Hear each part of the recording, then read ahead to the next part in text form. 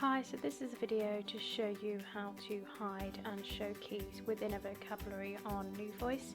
We firstly need to select the right on-screen tools key. We then need to select edit and setup from the left off-screen keys. We then need to select hide show buttons, which you'll find here.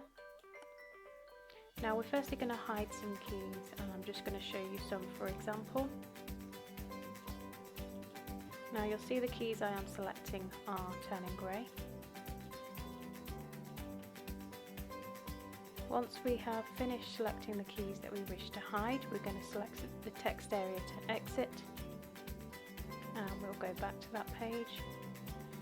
Now you'll see the keys that I had previously selected are now hidden. Now if you wish to unhide some of these keys, we're just going to follow the same process. So we're going to go to the right on-screen tools key. We're then going to select edit and setup from the left off-screen keys. We're then going to select hide show buttons, and this now shows me the keys that I had previously hidden. Now we're going to start selecting the ones that we want to show.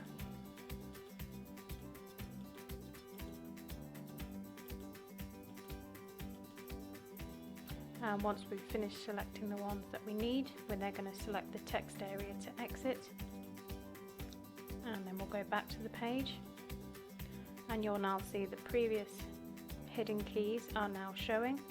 This is how to successfully hide and show keys within a vocabulary on NuVoice.